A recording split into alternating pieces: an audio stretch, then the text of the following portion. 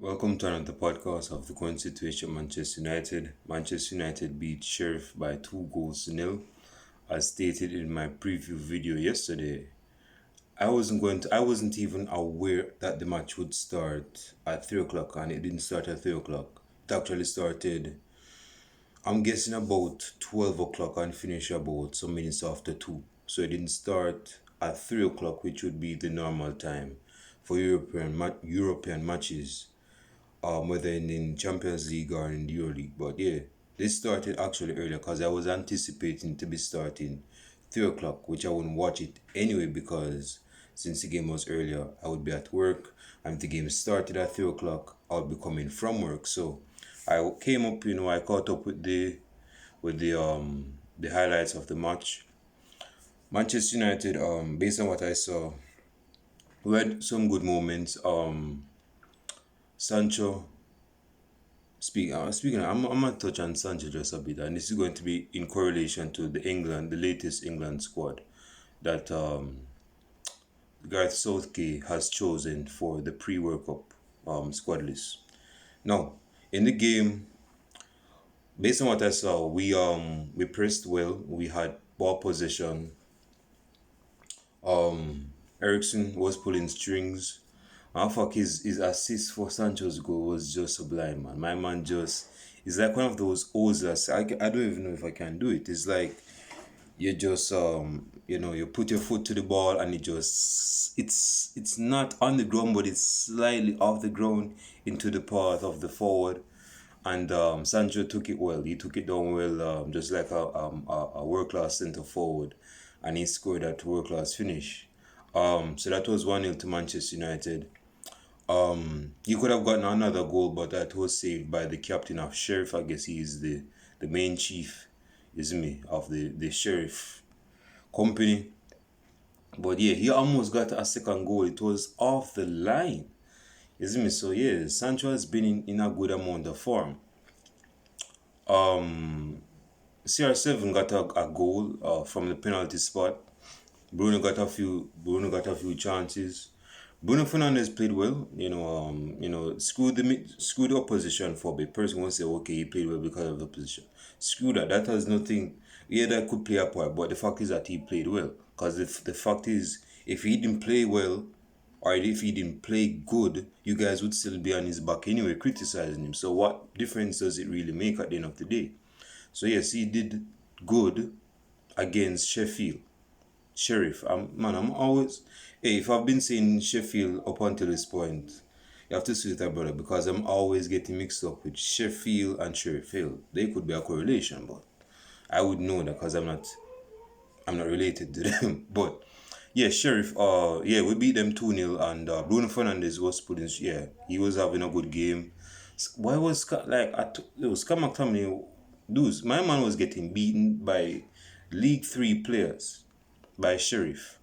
Like he couldn't keep up. Like this, there was this player that just beat him and was just cutting inside from the left wing and took the shot off. I think that was the one that hit the post against the hair. And I'm saying, damn, Scott McTominay, at least get a tackle, bro. Get a tackle, you won.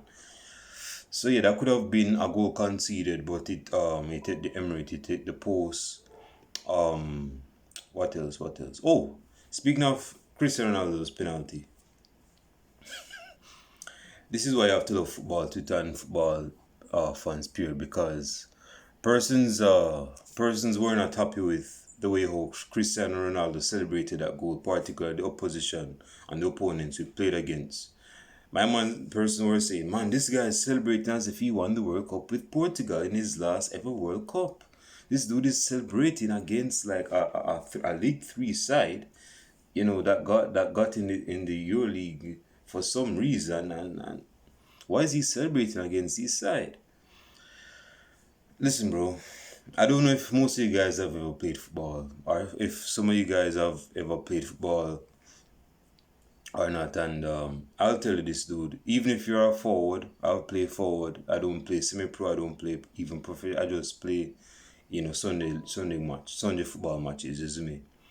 If you're a forward and you haven't scored, with if you haven't scored for a good man, I can't even talk. If you're a forward in football and you haven't scored for a long bit in a while, and you get a goal, I don't care if it's off a head back. I don't even care if it's off a elbow. I don't care if it's off a knee pad. I don't care if it's off a big toe. I don't care. If you go score a goal, whether it's from the penalty spot or in the box, you're going to feel good about yourself, given the poor state of form you've been in. So I don't think most persons grasp out. They expect Cristiano Ronaldo to have these high expectations, like it's 2011, 2012, 2013, and they're not changing that because the dude is not the same player. So if he goes celebrate against Sheriff, I got it right this time, Sheriff, why are you heated about it? Why would you think he would care about you hating or criticizing that? Oh, this could not be my goal. This could not be my best player. This Virgin go celebrate. Messi, dude, Messi's dude. I don't even know some of the sides in League is me, and Messi is scoring against certain sides in League My man, I wouldn't say he's doing any Sue celebration, but my man still celebrate. It's not, maybe it's not as expressive as CR7 celebration, but the fact is that he celebrates, whether it's with his teammates or he celebrates on his own, or both. So the fact is, if CR7, Cristiano Ronaldo celebrate against Sheriff from the penalties of, dude, most of you guys can't even score a penalty to begin with. You think that scoring a penalty is easy? And most of you guys would be hating the dude anyway. And I'm not even the biggest fan of CR7, and I'm backing the dude.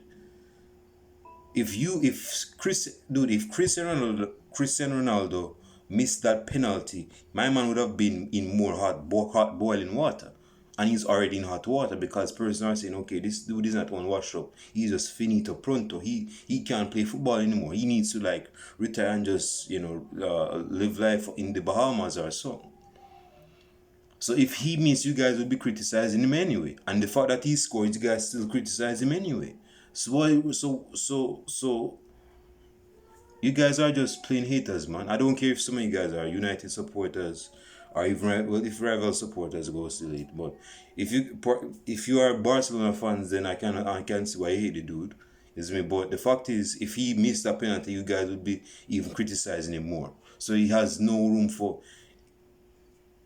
He can't win either way. Like, pick a choice, man.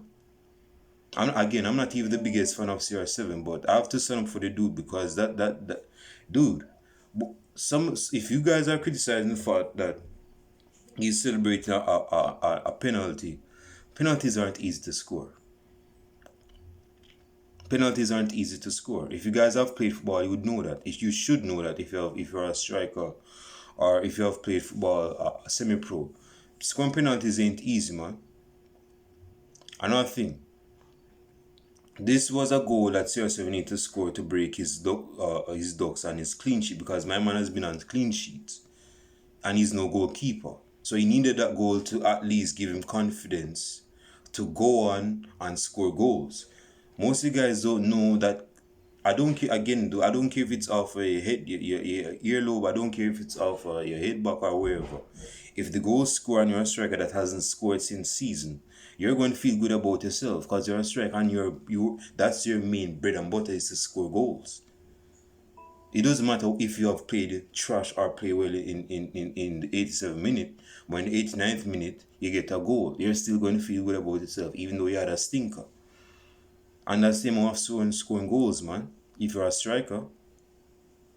So I don't even understand where persons are saying, well, he shouldn't be criticized, he should be celebrated. Dude, the dude is going to do what he's doing anyway. You have no control over his behavior. And he's not going to live his expectations up to your billing. So I don't know why you're criticizing the dude for. So you guys have a low life, man. You all need to come out of your mama's basement, man. And again, I'm not even the biggest fan of CR7. And it takes me some doing for me to be backing the dude. So the fact is, we got 3 points against Sheriff away from home. Much needed 3 points. Dalot played well. He was the one that was fouled that led to the penalty that CR7 scored because penalties are easy to score, right? So yeah, this is something that we need to you know take into consideration. Yeah, it was a good outing. Clean sheet Davide. No clean sheet for CR7 because he scored a goal from the spot. But out of the lot, bro, it was a good game. It was a good game. I want to talk about something else because I don't want to finish this so early. Um, yeah, Anthony. Oh, Anthony. Yeah, Anthony played well on the right wing. Yeah, Anthony played. See, dude, Manchester United has been crying out for a right winger for since since when we were crying for it, since probably 2015 or 2014. Yeah, Manchester United has been crying out for a wide man, a right winger for a lot of years. And we have we have used players that we have accumulated from the transfer window there, but they were not effective, they were not efficient. When we started Mkhitaryan was not good there. He didn't have the pace and he didn't have the legs. He was better more centrally. That was Mkhitaryan's bread and butter. Now I'm not saying that Mkhitaryan didn't have his good games on the right wing, but it wasn't enough as you would expect a right winger to play. And he's no right winger, he's a central attacking midfielder. So when he was played out wide, yes, he had a few decent games, but that's not his main MO. His main MO is to be playing behind the number 9. You see me? And getting in line with them assists and goals. So the fact is, and we have gotten Depay, but Depay played more left.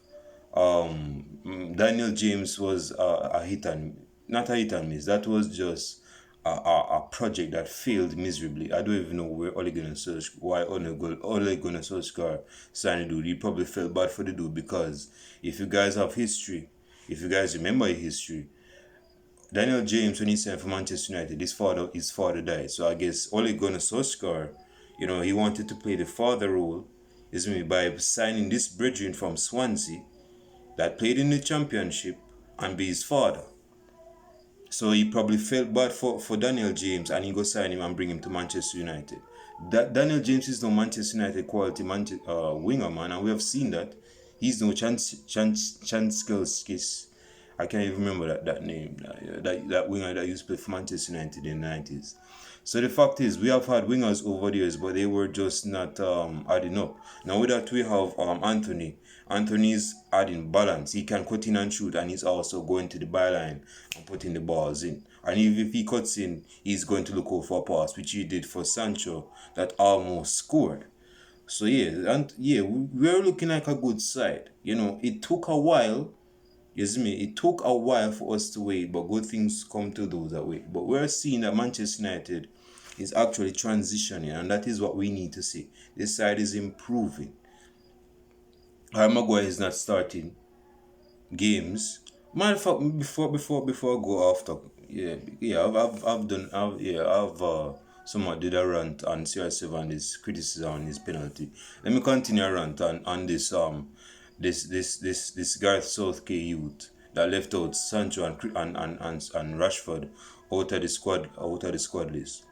I don't understand why you leave out Sancho, man. The fact is this, man. Sancho has been one of the best wide forwards or wingers this season. This season just started. How are you going to leave out this virgin? Don't tell me it's all about balance. Don't tell me it's all about preference. What is a preference? You don't have no preference to begin with, man. Sancho has been playing well.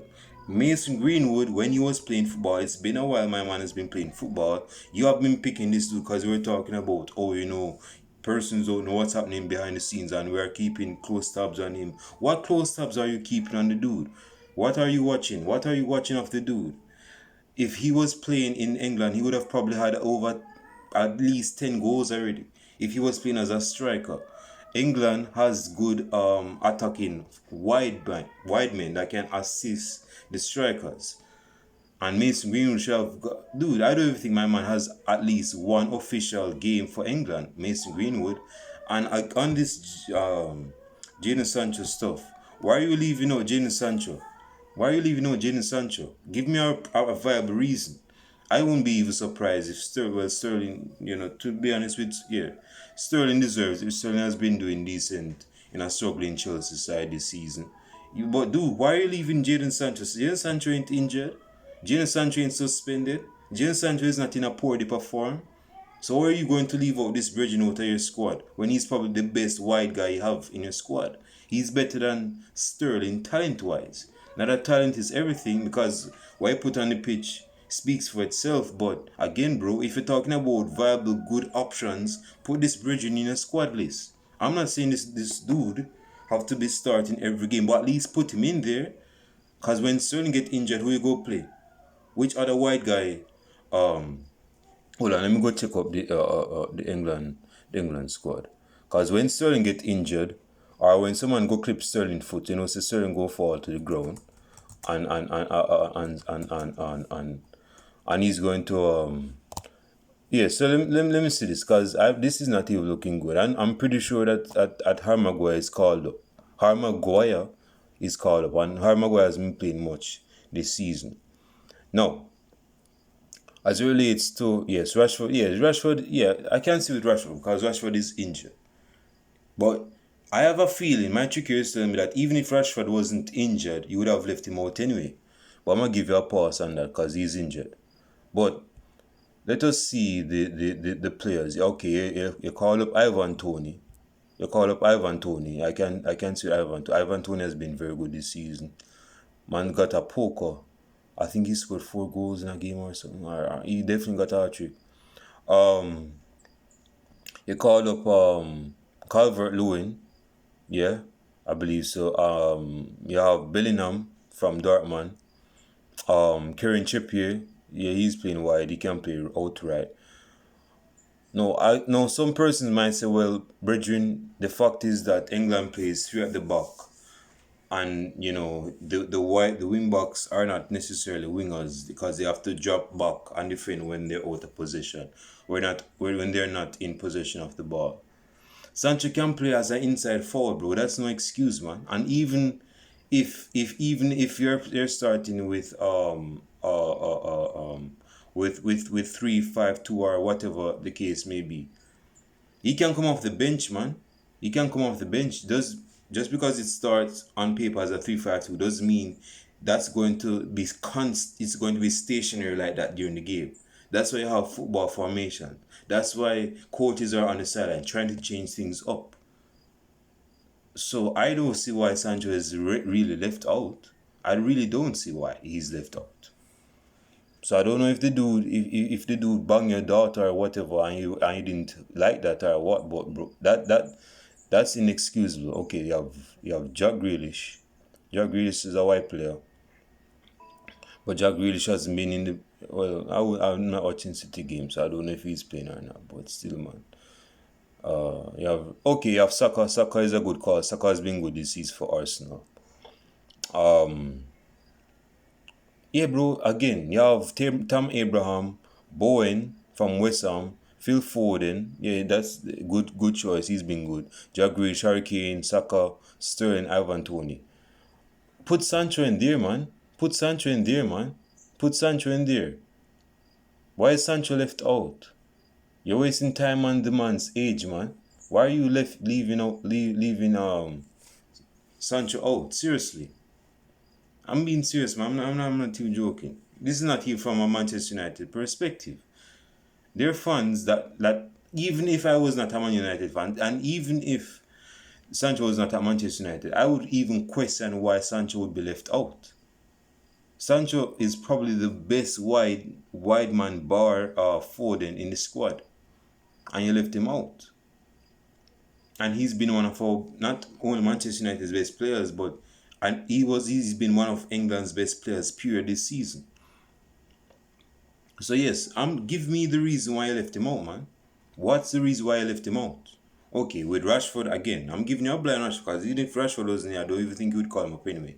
But anyway, if Sancho, who has been playing well this season for Manchester United, if that is not enough of a reason to be picking this brethren in the World Cup or the pre-World Cup squad, whether it's official or final, I question that, bro. I even question that. If I was Sancho, I would probably start play for a different country, man. You see me? Probably stay. I think he has roots in Trinidad, but I don't think Trinidad is going to the World Cup, unfortunately. But I would actually play for, out of spite, I would be petty as hell. I don't care. I would be petty as I would play for a European football international side. And if they're playing against England, I'm going to tell the manager, say, hey, play me right here, so I want to get, I want to score at least a couple goals against England. And when I score, I'm going to celebrate in the dude's face, and I'm going to be like this. I'm going to just be like this. I'm going to do a Balotelli on him. Out of spite, call me petty. See, dude, certain things, he's just incompetent as I don't even know why this dude is managing England. Person will say, well, he brought us to England semi-finals, World Cup finals in 2018. He brought us to the finals in Euro. That England squad is good enough to go to the final, dude. I don't even think if Southgate was there, there would be much of a difference. I really don't think so. England, contrary to popular belief, there are a lot of quality players that play for England. It's just that they do have a system to accommodate those chosen players. That's why they've been, and they've been doing. This is not new to England. Most England supporters know this. In the early 2000s, and again, I wasn't even watching football at the time, but that doesn't mean I don't watch videos on YouTube about it. England in the early 2000s had probably that's England's golden generation. They didn't win anything. Ericsson failed with England. Who else played? What's that dude? Huddle. Huddle. I don't remember his first name, but Huddle. Huddle failed with England. Who else failed with England? Roy Hodgson failed with England. Who else failed with England? Fabio Capello failed with England. The sides that these managers had, they weren't bad players. There was just no system to accommodate those players. So some person may say, well, that's the point, bro. That's why he didn't pick Jadon Sancho. Sancho doesn't need a system to play well. I would say Raheem Sterling is more of a system player, but you know he's still a good player. I ain't go hate on the dude. But when it comes down to Sterling and Sancho, dude, Sancho is a better player. We know this. Don't even fool yourself into thinking that he's not. So that's not even a question.